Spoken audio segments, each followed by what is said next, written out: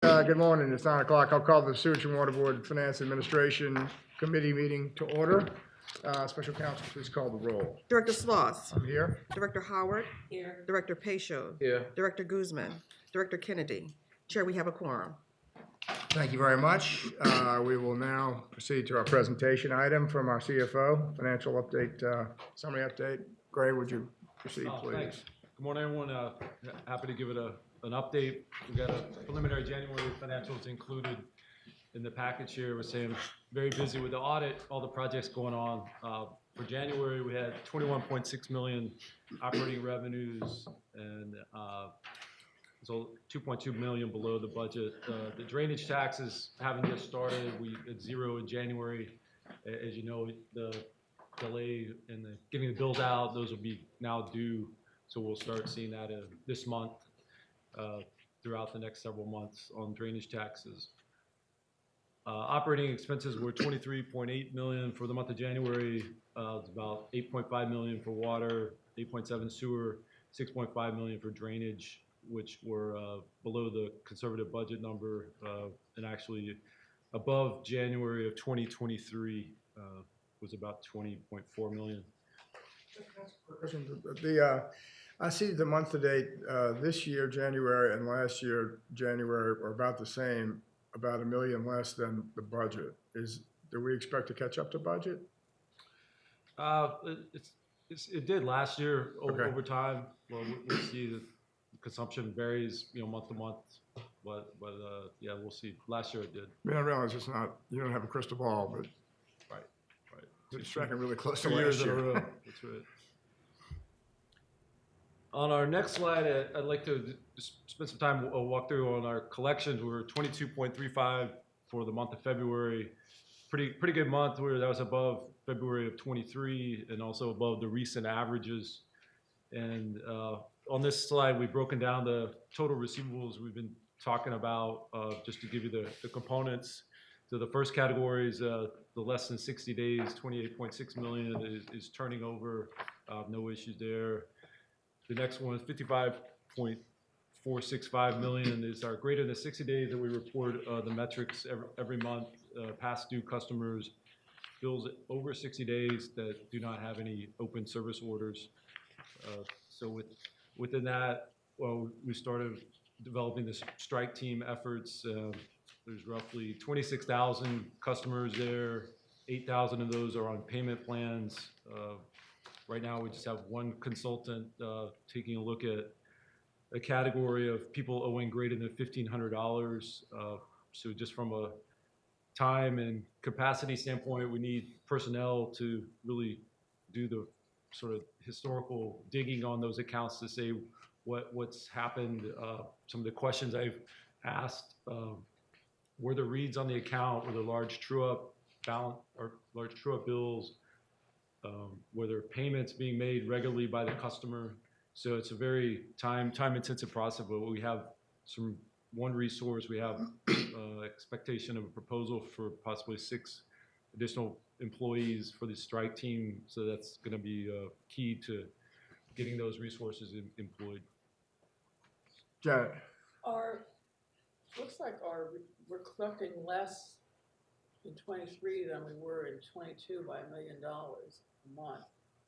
Is that correct? That's correct. In 22, we after the IDA and the disruptive, when we turn back on turnoffs or we continue with disconnections, the month or the year of 22 saw better total numbers than 23. So the base off which we're working is higher for 22 than 23. So they're the same percentages, or how is? In other words, what if the monthly average collected was 22? What was the monthly billed in 22? Do we know that? A little higher than it was roughly 23 to 24 million. I can calculate it based on the uncollected ratio, but I think that ultimately in 2022 you had more catch up occurring when we started doing turnoffs again. So we were trying to get back up to those numbers. I may have not been paying attention. Unusual. The 32,000 32 million under investigation. We don't have an aging on those. Do they comprise part of the greater? No, they don't comprise any of the greater than 60. No. The over 60 is none of those have been disputed, or they haven't been put under investigation? There's Sorry. no active, open dispute. Yeah, so getting to the 32.3, that's a third category that we set aside and say, you know, we're not pursuing this because you're under an open investigation. That's roughly 4,593 customers at the end of January. But those should be good receivables. It depends on the facts and circumstances. We may be Sure. issuing a credit based on a leak adjustment policy. There may be a reason it was billed, but it should not have been billed. We may need to credit the customer, but that's where the investigation results determine a possible credit, so then we would reduce that receivable, wouldn't be owed by the customer. But until that investigation occurs, it's set aside, it's not being pursued from the customer. Okay. I mean, one way or another, it comes off the books. Either we credit folks, and then we just write it off, right? But And if then we're- that number disappears. Either we gain revenue or we just write it off. Yeah, but I mean, if we're investigating it, then there's some chance that we're going to recover some of that Much money. better chance of. I mean, I so assume, ideally, we want to move the upper one into the investigation, so it comes to a resolution one way or another. the 55. Yes, Yeah, but we can't force it unless some people come to us looking for a special payment plan or looking for an investigation versus just totally ignoring us. And until we give them a shut-off notice to get their attention, they're not motivated to come to us. and we're behind on that because I mean, we're we staffing wise, we don't have. the have staff. limited amount of shut-offs we can do every day, yes. Yeah, for the month of January, did over 1,100 turnoffs as a last resort, normal payment, consequence of non-payment. That's a lot. Mhm. So the fourth category, the closed accounts, former customers, we still pursue through collections. We recover very small, but we will pursue that. If they return as a customer, it gets reinstated. Where's the greater bulk of that uncollected amount? Is that still commercial? I'm sorry, the question? Eventually. I guess I'm asking, Who owes the money? who owes the money? Yeah. Is that still basically commercial It's or all residential? customer classes. Largest group is residential, commercial. The largest concentration, that's what the back schedule, we'll see the numbers. The highest number is in residential because that's our largest customer base. Yeah, there's a slide in there on that. Yeah, we'll see that other side. But yeah, this just shows a total, the 131 million. Again, if we look at the aging on that, roughly 70% is greater than 120 days. So there's clear backlog resulting from the historical practices that we've talked about. 70% over 120? Yes. Yeah. Have we looked at raising the deposit? Yes, that's typically to recover, equipment costs of equipment that's been installed for the meter. When you talk about using that as a recovery of the revenue that you think they're not going to pay, I mean, that's really not the intent of a deposit. It's more for the equipment. But increasing it can help a little bit, but if the customer hasn't paid for over a year, you're just not going to get enough. But if the customer hasn't paid for a year, we shouldn't be getting to that position where they haven't paid for a year. That's right. And I mean, deposits are for damage, for whatnot, but if we have a known history here of people just walking away from their bills when they leave, then I don't understand. Is there anything that would prevent us from doing that? I don't think so. Because, I mean, I think this, we owe it to paying customers to start doing something about this. Yeah, we have that as something Renee and I revisited the deposit policy per type of customer, so something we need to look at. We start raising deposits on people who are financially burdened. we're gonna hear a lot about that, I would think, from the city council. And the challenge is how high do you go Yeah. where it can make a difference in collection and incentivizing? Let's say you double at 200. I don't think it's gonna make a huge difference in terms of somebody who's so far behind. If you're walking away from 100, you can walk away from Well, I'm 200. talking about looking forward, not necessarily to the people that are currently Correct, right. behind, but going forward, if you start creating, you know, at least there's more recovery if you have a loss. It's that amount, what does it need to be to make a difference, future-wise? That's the challenge. I mean, we've talked about that Yeah, repeatedly. my point is, the accounts that probably justify bigger deposits because they have less financial footing are the ones who are least able to do it, able to, I think, produce a deposit. It would be a Be a challenge political for many, problem. yeah. I have a question around the closed. So we don't expect to receive a significant percentage of those once they're closed, right? That revenue usually is just written off the books. Our hope is that that entity or person comes back into the system and then we have an opportunity to recapture past debt. Is that right? Yes. Has there ever been a program where we offered some sort of amnesty to wipe their debt clean? That seems like that would give us a surge of cash if we're doing so little on that percentage of recovery. Yeah, not historically, because the get into the prohibited donation situation. If what is the basis for wiping that? So it's a good question that's been asked, but yeah, not historically done. Not done. Okay. So we participated with the city's amnesty program, and that's for the penalties and See late that- fees. That has been created Residential. Yeah. so Okay. to encourage payment. People pay. And just note for the record, Director Chadwick Kennedy is present. Yeah, so I think to me the takeaways, the resources, people needs. We've dedicated our controller Susanna Kirby leading the strike team we have for smart metering that's in place that kind of touches all customers for billing perspective. We have one consultant's been on now about 4 weeks, taking a look at the past due and particularly those greater than $1,500. Hopefully get a proposal on more resources.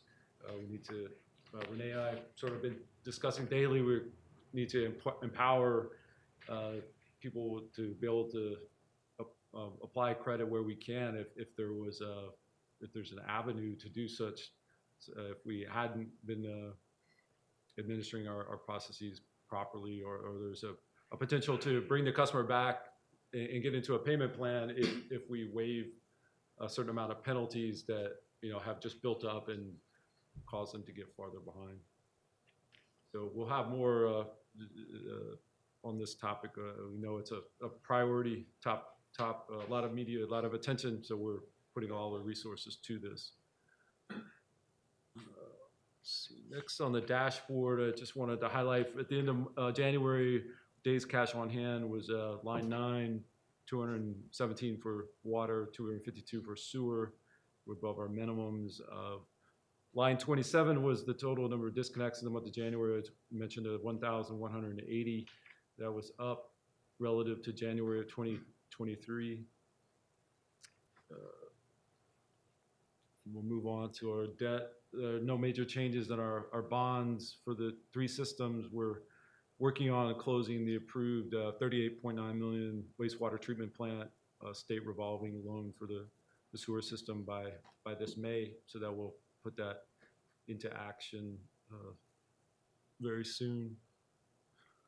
On our next slide, we have our capital improvement program. For the month of January, we had disbursements, $24.4 million, payments for CIP, and then new appropriations for the month, $28.9 million, primarily in the sewer system, at about $27.7 million. I'm sorry, one other, on the bottom is our grants. We received over $3.8 million in the disaster response projects for the month of January from the Waterhammer and the Katrina, about $3 million of reimbursement there. This is our change order impact slide, there's no real major impacts for the month of January. There's a few changes in the power complex that were anticipated or budgeted for fiscal '24. Talking about those in a bit. And on that customer slide, I just want to highlight the end of February, the numbers up in terms of volume. Total customer serves was up about 2,600 February relative to January, and the call wait time is also up about 32 seconds. Our graphs that our bills, number of bills issued was up for the month, as well as number of payments was up.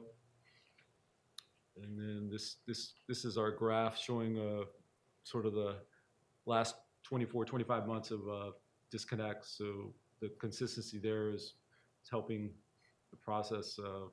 The steps we've taken to get bills out every month will eventually help this sort of big backlog we're seeing. But again, so many years of backlog that 2 years, everything's better than the history, but it's taking time.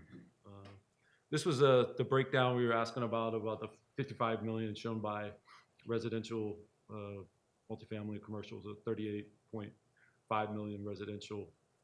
So the numbers relative to last month are up about 155,000 due to the residential category. It was up 1 million. The other two categories came down, but not quite as much. And our disputed accounts, 4,593 at the end of January, was up about 200, a little close to 200. So again, this is where strike team is absolutely necessary. Renee and I talked earlier this week about prioritizing, because we know we have a fair amount of customers in investigations that once they are surpassing a 60 to 90 day time period, are going to require some special skills that we'll be able to sort of cut to the real issue and see where we can address it more quickly. That's in place right now or in process? Strike you. We have one person, so we're starting to form it. We need to add resources, definitely. This was the detail breakout, showed last month as well, but it's just showing at 3 different points of time, the different categorizations of customers based on the amount that they're owing. So we have seen success with Promise Pay. It's been online about 5 weeks. There's 4,877 people that are enrolled in a Promise Pay payment plan. Only 5 have canceled in that time period. So we're encouraged by that. And then again, pursuing with, like in this detail category, we took just residential, take those owing between 1,500, 2,500, anything over 2,500. That's about 6,871 customers. And when we look at the data, it's all of that's, most of it's aged already over a year. So the customer has essentially, gotten in such a large hole, they're more than a year behind. Something, we need to look at a way to see where we may be able to have some type of special credit, or if there is a way to help that customer out. That's what we need to do, it looks like right now. So happy to answer any other questions. That's all I have. There is, I probably should notice, there is assistance for, there are different places to get assistance for customers who can't pay their bills. Is that right? Federal money or? It's a $200 a month, a year water help program that we finance. The big customers have gotten up to $1,500 for low income LIWOP for pandemic related debts. We can get $1,500 per customer? Qualifying customers receive. That was a one-time pilot project at the federal level during COVID, or So is there an ongoing, it's just $200 a year? Is that, Yes. that's a month, maybe 2. I'm still tracking from last meeting. Serena, we had so many people, we say 4,000 that are over $2,500. These old accounts, over a year old. And again, I'm saying, I'm wondering if these accounts are that old, we can look at our track record and see what's the probability that we recover those dollars. And I feel like, you know, there should be some sort of opportunity to say, let's cut our losses to get some revenue and get it off the books, right? And forgive me if I misheard the number before. If we're collecting 7%, you know, it'd be great to offer 25 cents on the dollar. That's a win for them. It's a win for us, and Yeah. we move on. We're in total alignment with the thought process. Yeah. Although the end may be, the result may be better, we're not allowed to intentionally Can't do it. Can't give do you, it. but Okay. we're happy to explore what it takes legislatively to allow us to do that Yeah. at the state, or at least a one-time. I mean, that this may be the Yeah, right. not as a regular practice, but Right. that number is, and then I think hand in hand, we need to figure out how to not get in that position again. Yes. But I think That's the real trick. That's the real, right? Yeah. But I think we need to, you know, be very intentional on, yeah, if we can exhaust all options there, we can't just, I don't want to keep seeing that on the books, but it's not helping anyone. We're 100% in alignment with that. So we may be asking for that permission or that one-time Yeah, amnesty program where we can do it. Don't we have a Legally. constitutional issue? that's- Prohibited donation, so we would have to take legislative change to do that. yeah, But also, we're in that situation because we had two, as Gray and Gassan has iterated before, two back-to-back moratoriums, 2018 and 2020.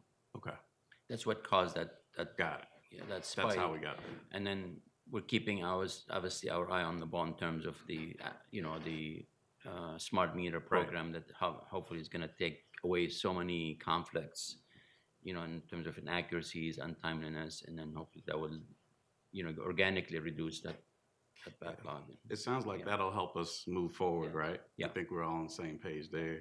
Be nice if we could zero out all the bad debt before we start the smart meters. and Exactly. Amen. enforce, Amen. Exactly. You know, Do we still start wait fresh. 3 years to write things, those No. things off?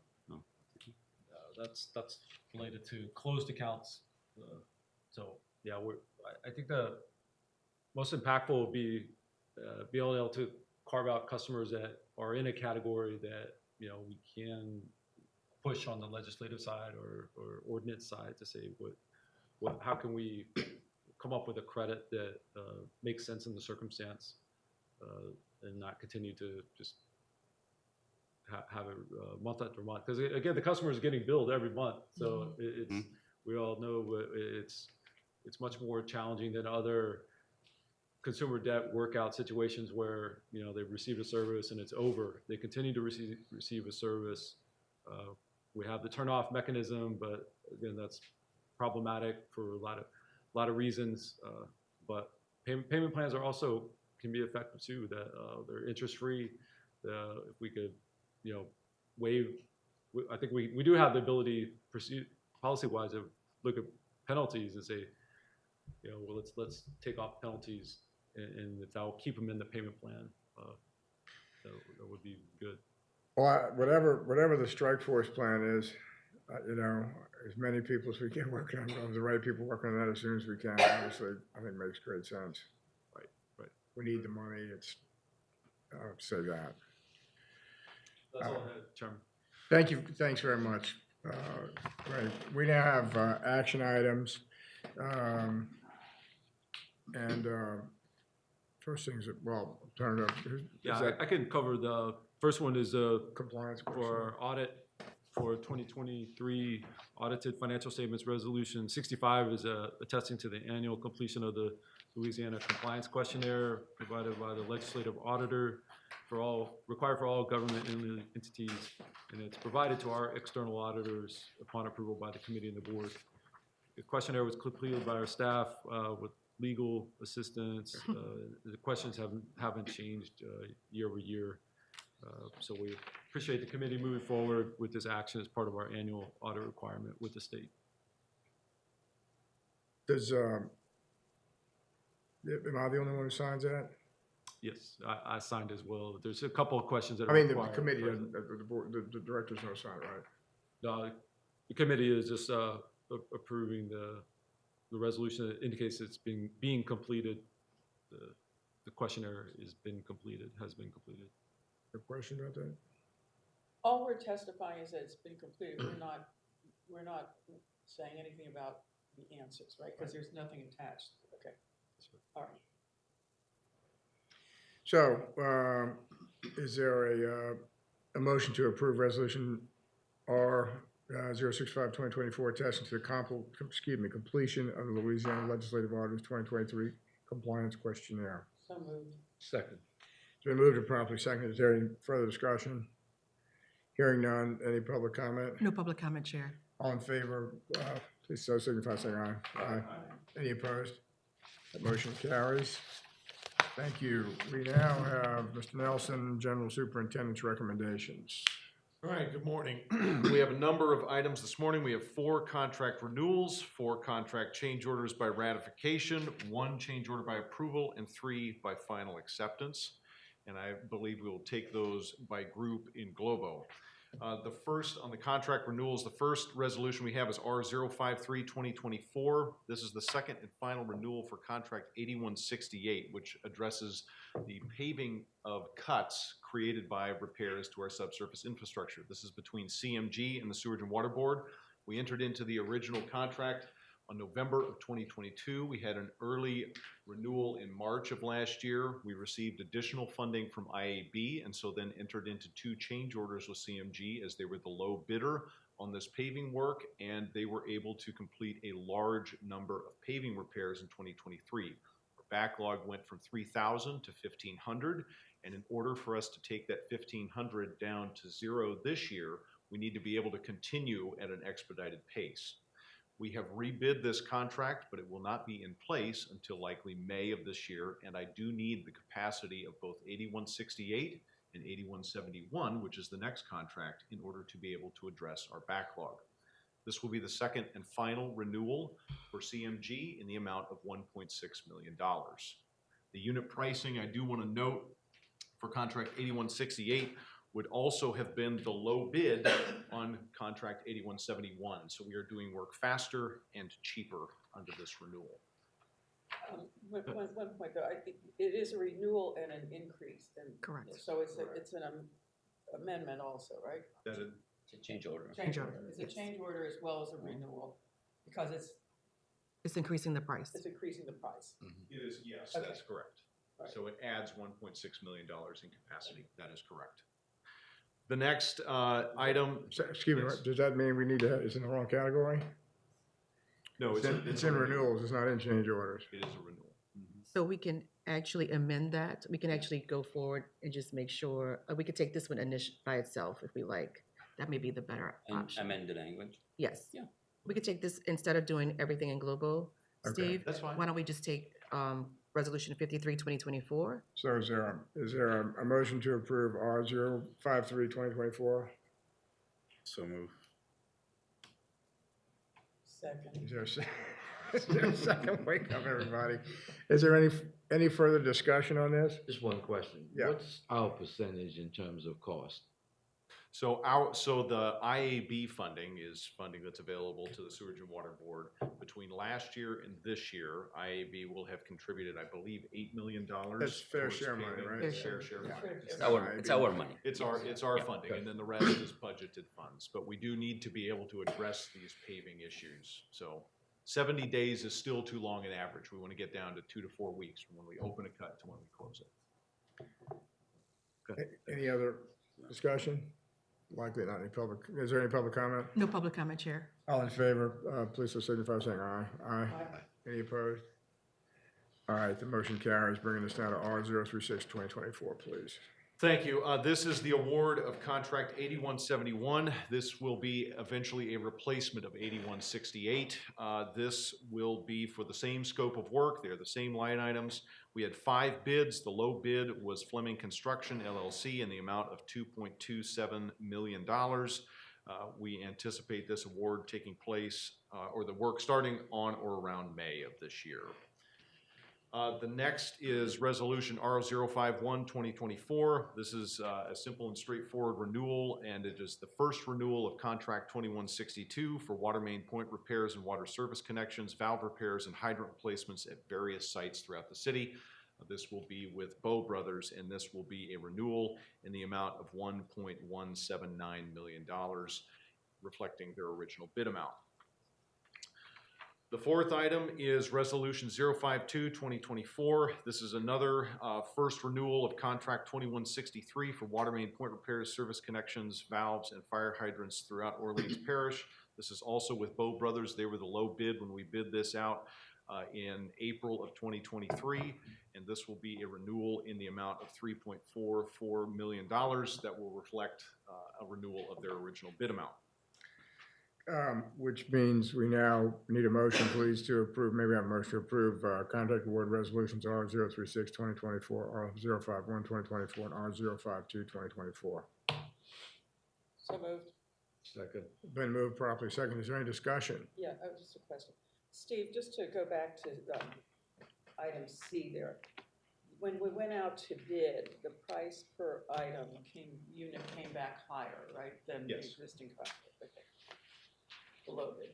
So, It's more savings. attractive to stay with them. So 8171 is in fact, as a whole, is in fact marginally more expensive than 8168. As a whole, what does that mean? What's qualifier mean? So if there are some individual line items where 8171 was cheaper than 8168, but if you add all of those line items together, 8168 Okay. is still a cheaper contract. Any other discussion? Is there any public comment? No public comment, Chair. Hearing none, all in favor, please signify by saying aye. Aye. Motion carries. Bringing us now to contract change order, contract change orders by ratification, and these are, Global. We have 4 contract change orders by ratification, starting with Resolution R037, 2024. This is a ratification of change order number 3 for contract 1415, which is the West Power Complex Foundations and Underground Package between the Sewage and Water Board and MR Pittman Group, LLC. This includes field change orders 14, 15, and 16, which are related to the design of a siphon, modified length of piles for the operations center. We had to change those based on the test pile lengths, and also an increase in size for the generator setup. This totals up to $1.92 million, and it comes out to, we had a credit on a previous change order, so this increases the contract amount by 4% overall. The next is Resolution R038, 2024. This is a ratification of change order number 6 for contract 1417. This is related to the static frequency converters. This is between the Sewage and Water Board of New Orleans and Walter J. Barnes. This will add an additional $201,000 to the contract.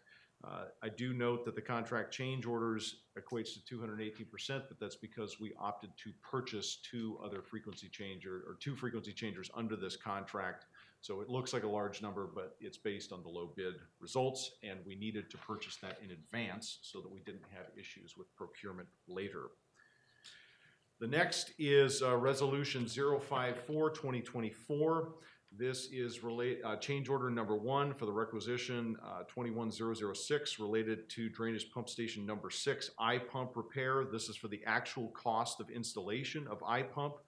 This is an increase of $120,000 related to actual labor and time.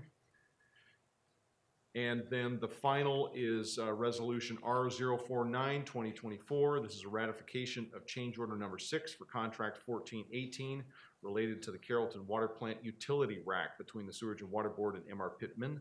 This includes field change orders 11, 12, 13, and 14. The first is a unilateral change order on our end dealing with water management. The second, FCO 12, is related to cable tray revisions, and field change order 13 is related to restoration of existing sidewalks at the west pole box structure. And then field change order 14 relates to thermal expansion and ensuring that we have the right equipment in place to handle thermal expansion. Are there any questions about the change orders?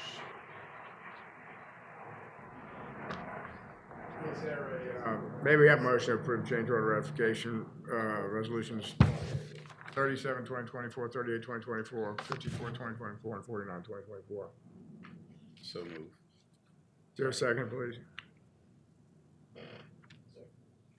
Was that second? Okay, been moved and properly second. Is there discussion? No. Any public comment? No public comment.